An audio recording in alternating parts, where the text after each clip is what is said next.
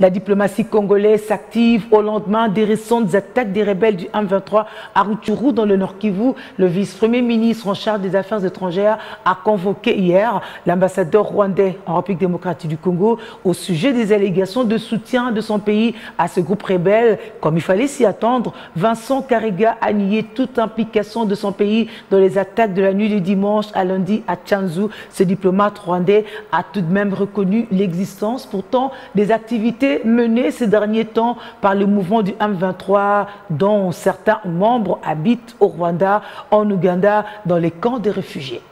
Ils ont été capturés hier, ça fait un mois qu'ils les ont et ils ont communiqué avec le Rwanda qui est intéressé à travailler avec eux pour les interroger ensemble et à confirmer ou infirmer. Mais par rapport au numéro, matricule et identification qu'on donne, nous n'avons pas de telles unités dans notre armée et nous sommes confiants de le dire parce que nous n'avons aucune intention et aucun plan ni projet de l'armée rwandaise à épauler une cause qu'on ne maîtrise pas de M23, alors que nous sommes aussi signataires de tous les accords, entre autres celui d'Addis Abeba, de facilitation à la RDC, du rapatriement et de toute la suite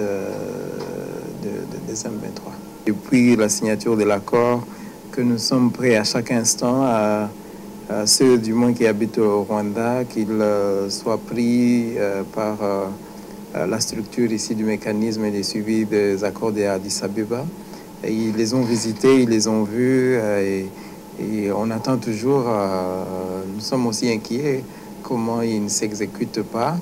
mais nous venons de discuter de comment travailler mieux ensemble et espérons qu'à la suite de toutes les réunions qui ont eu ici avec les présidents régionaux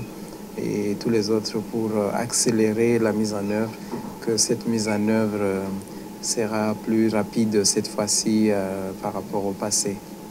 L'essentiel, c'est de nous rassurer mutuellement et de travailler ensemble et de vérifier toutes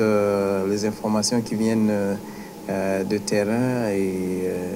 donc d'assumer ce qui est réel et ce qui est juste imaginaire ou peut-être